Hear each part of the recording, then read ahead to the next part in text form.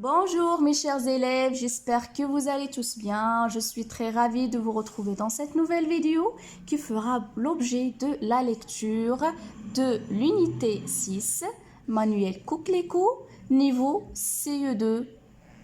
Allez, on va commencer comme d'habitude par l'observation de l'illustration qui accompagne le texte et bien sûr le titre. Avec moi, un élève de la 3e année de l'enseignement primaire qui va répondre aux questions. Allez, suivez attentivement, on commence. Bonjour ma fille, ça va? Comment vas-tu?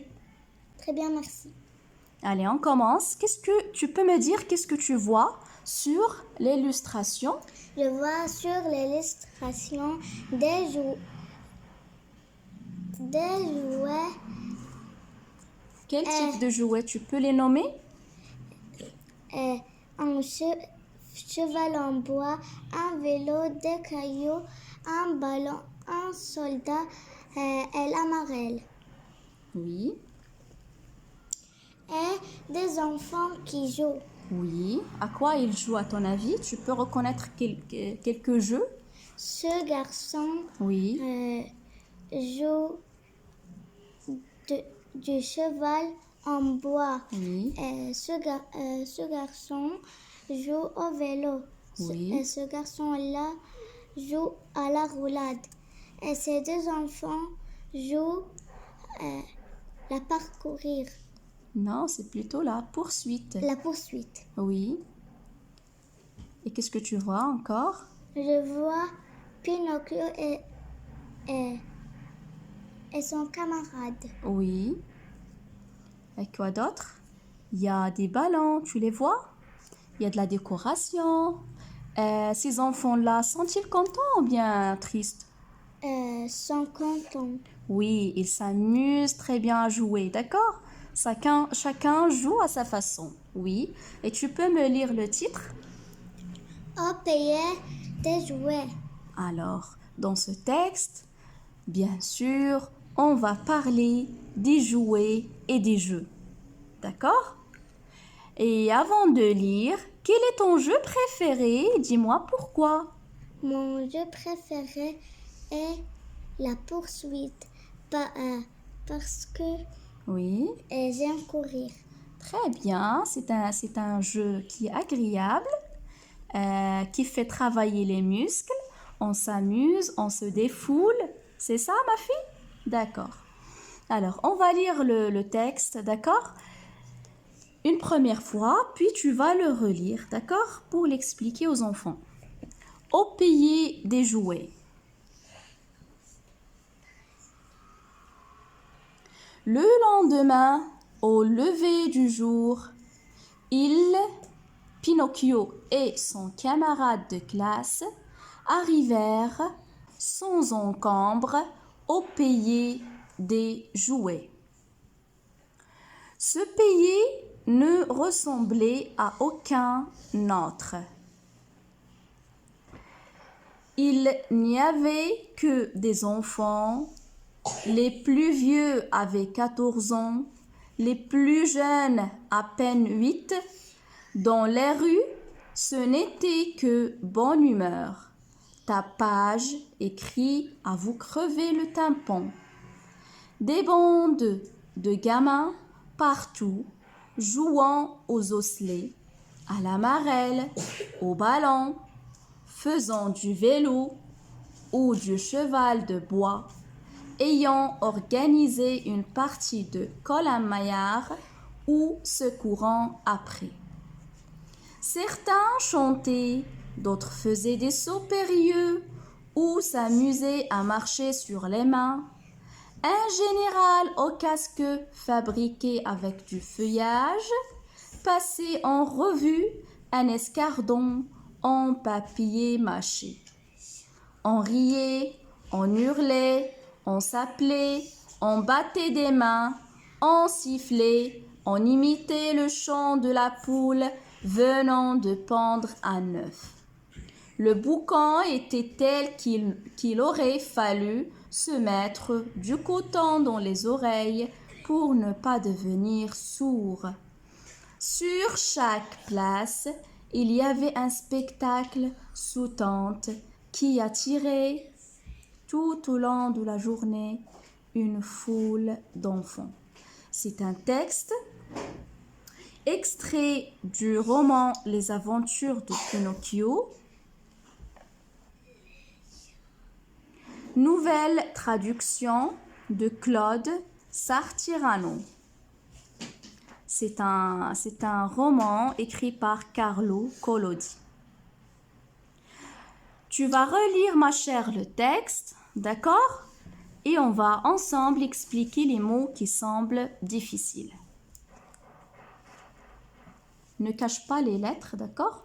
Tu mets le stylo en dessus. Au pays des jouets, le lendemain, au lever du jour, Pinocchio et son camarade de classe arrivèrent sans encombre au pays des jouets. Alors, stop.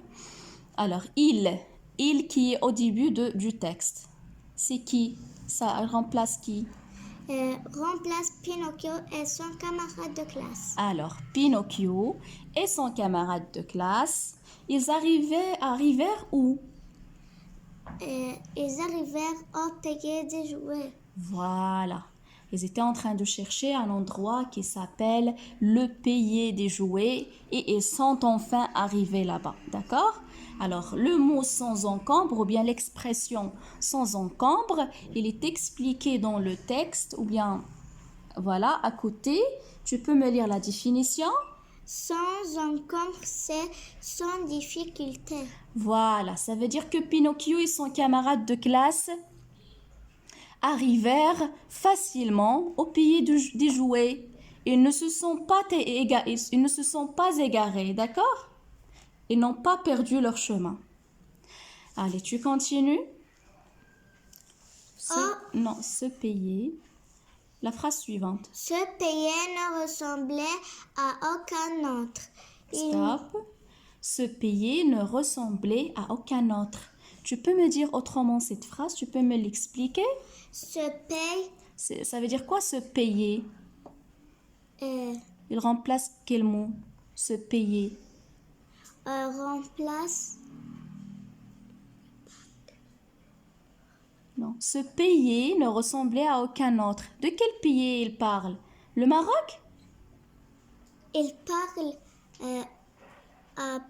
du pays des jouets. Voilà. C'est un pays qui est imaginaire, bien sûr. Il n'y a pas de pays qui s'appelle le pays des jouets, d'accord? Alors, ce pays-là ne ressemblait à aucun autre, d'accord? Il est différent des autres pays, d'accord? Du monde. Il va expliquer pourquoi. Alors, tu nous expliques pourquoi il est différent. Il n'y avait que des enfants. Les plus vieux avaient 14 ans. Les plus jeunes à peine 8 ans. Voilà. Alors, qu'est-ce qui est spécial dans ce pays de jouets? Ou bien des jouets? Ce que les vieux avaient que 14 ans et les plus jeunes à peine 8. Voilà. Ça veut dire quoi? Dans ce pays-là, il n'y a pas des adultes. Il n'y a pas des hommes ni des femmes. Il n'y a que des enfants. D'accord? Voilà, tu continues la lecture. Dans les rues, ce n'était que bonne humeur, tapage, écrit à vous crever le tampon. D'accord. Alors, dans les rues de ce pays-là, il n'y a que bonne humeur. Ça veut dire que les enfants passent leur temps à s'amuser.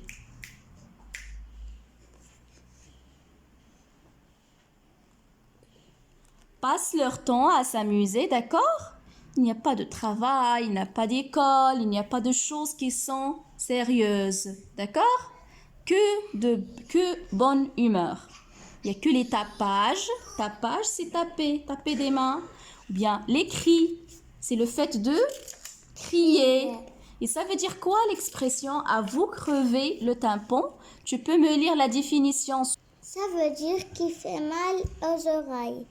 Voilà, très bien. Ça veut dire que les cris, ils sont tellement bruyants, pardon, qu'ils vont faire mal aux oreilles. D'accord? Ils vont crever le tympan. Le tympan, c'est une partie de l'oreille qui est vraiment à l'intérieur de l'oreille.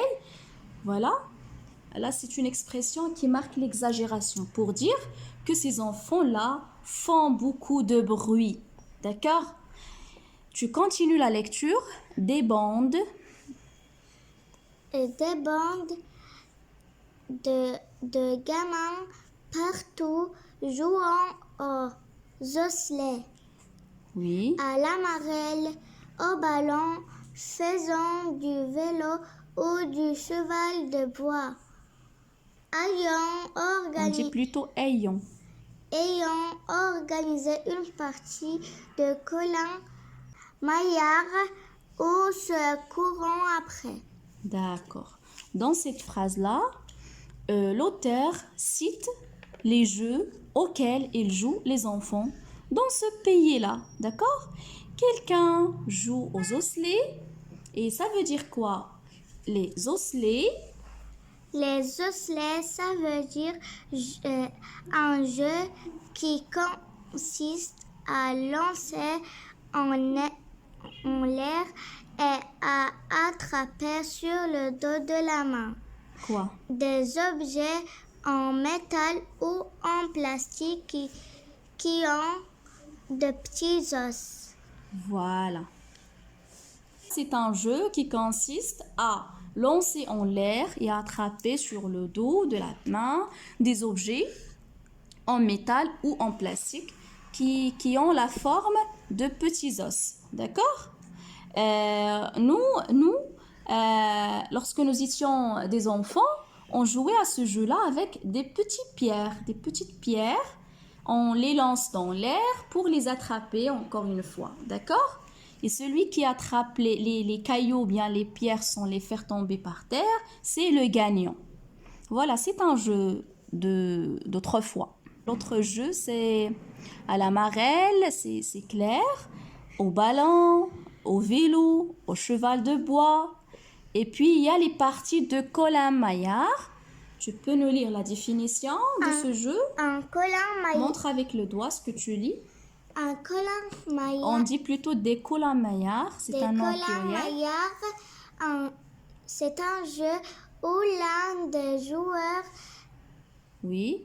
les yeux bandés, doit chercher Oui. et les autres en saisir un et le reconnaître. Voilà. Il y a un joueur auquel on va fermer les yeux avec une bande de telle façon qu'il ne peut pas voir personne. Il va essayer d'attraper les autres joueurs. Celui qu'il touche ou bien qu'il saisit, il doit le reconnaître sans bien sûr ouvrir les yeux. D'accord? S'il arrive à le reconnaître, c'est à lui de fermer les yeux. D'accord? Et la partie est reprise. Voilà, c'est tout pour cette définition. Aussi, il y a ceux qui chantent. Oui, tu continues la lecture. Certains chantaient, d'autres faisaient des sauts périlleux ou s'amusaient à marcher sur les mains. Voilà, attends, c'est la fin de la phrase. Il y a ici un mot qui est un petit peu difficile ou bien une expression qui est expliquée dans le texte même. Tu peux nous lire la définition de saut périlleux. Des sauts périlleux, ça veut dire... Périlleux, ça veut dire des acrobaties. Des acrobaties. Des acrobaties. Voilà, ce sont des mouvements qu'on a l'habitude de voir surtout dans le cirque. Il y a des gens qui font de l'acrobatie dans le cirque. Ils font des mouvements, ils marchent sur les mains, ils font des sauts, ils font des roulades. Voilà, c'est ça ce qu'on appelle des sauts périlleux ou s'amuser à marcher carrément sur les mains. D'accord? Comme le garçon qu'on a vu tout à l'heure ici sur l'image. C'est un garçon qui marche sur ses mains. En général, voilà, tu continues la lecture.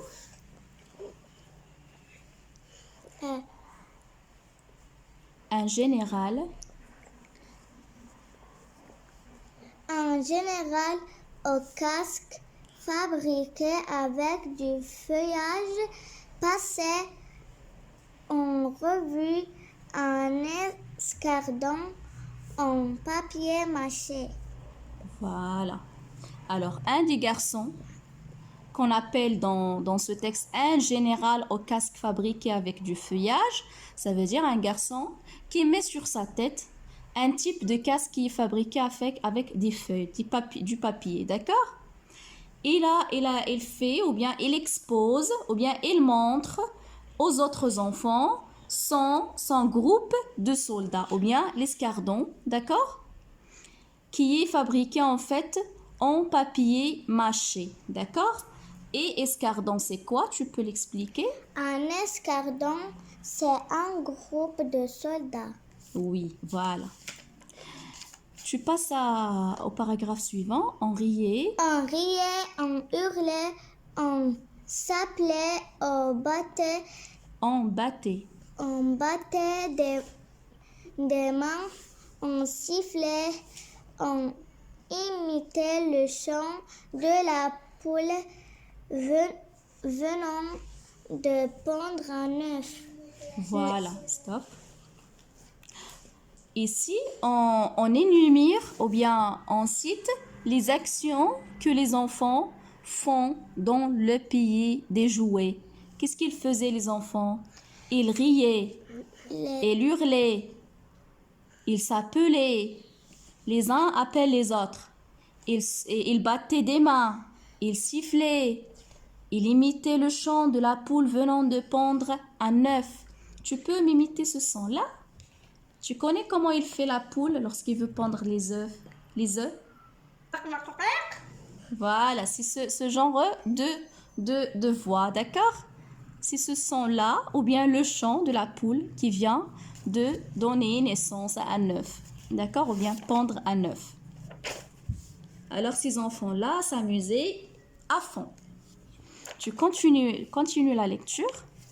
Le boucan était tel qu'il aurait fallu se mettre du coton dans les oreilles pour ne pas devenir sourd.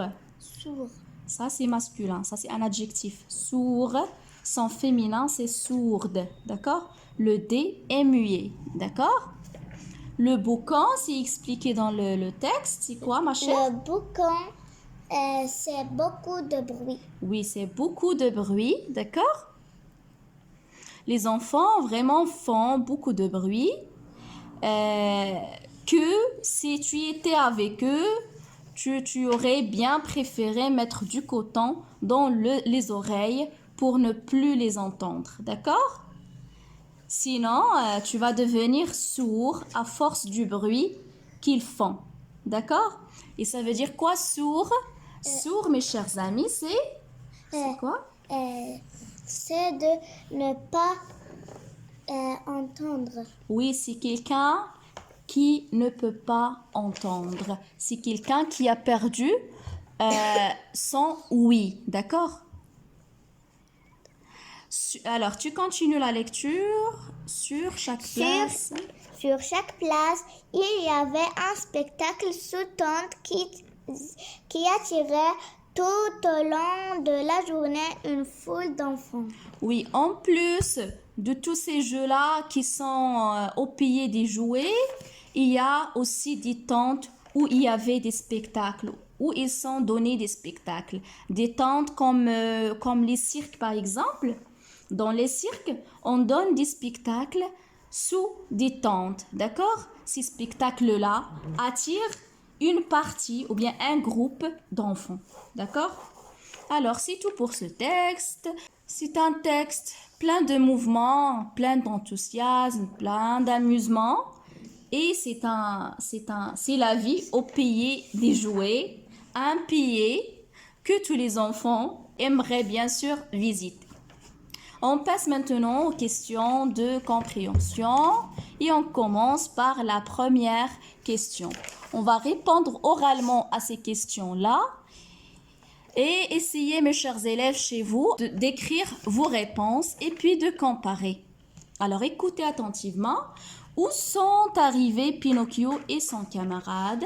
Pinocchio et son camarade sont arrivés au pays des jouets. Très bien. Et tu peux me dire où est-ce que tu as trouvé la réponse? J'ai trouvé la réponse. Dans la première phrase. Oui, je peux relire la première phrase à partir de il. Pinocchio et son camarade de classe. Pinocchio et son camarade de classe arrivèrent sans encombre au pays des jouets. Voilà, c'est là où se trouve la réponse à la première question. Qui habite dans ce pays? Qui habite dans ce pays? Oui. Les enfants. Dans ce pays. Dans ce pays, il habite oui. Les enfants. Il n'y avait que des enfants. Ce sont les enfants qui habitent dans ce pays. D'accord? Et tu peux mieux expliquer, dire que des enfants qui ont entre 14 ans et 8 ans. D'accord? Troisièmement, relève les noms de 3 jouets dans le texte. Jouet, c'est un instrument, un objet. C'est ce cheval de bois, oui. La marelle. Non, c'est pas un objet, ça c'est un jeu. Un jouet, c'est quelque chose que je peux prendre, que je peux toucher. Oui, cheval de bois, c'est correct. Cheval de bois. Le vélo, oui. Ballon. Oui, très bien, c'est correct. D'accord? Alors, il y a aussi les osselets, d'accord? Voilà. Cite 2 jeux auxquels jouent les enfants. Prête-moi le stylo, s'il te plaît. Alors, cite 2 jeux auxquels jouent les enfants de ce pays. Il y avait, dans le texte, on a cité pas mal de jeux qu'on a expliqués ensemble. Tu peux me donner 2 jeux. D'accord? Montre-moi où est-ce qu'ils sont dans le texte. Comme ça, les enfants arrivent à nous suivre. Osselet. Oui. À côté des osselets, à la marelle aussi. La marelle. Oui, très bien. Il y a aussi le jeu au ballon, au vélo, au cheval de bois. Cola maillard aussi, c'est un jeu. D'accord? Voilà. Et 5e question. 5e question. Comment les rues sont-elles? Coche la bonne réponse. Est-ce qu'elles étaient calmes, bruyantes ou bien très bruyantes? Les rues étaient très bruyantes. Très bien. On va cocher cette réponse-là. D'accord? Elles étaient très bruyantes. Qu'est-ce qui le montre dans le texte? Tu peux m'expliquer mieux? Il y a 2 expressions en fait qui expliquent qui montrent que les rues, elles étaient brillantes.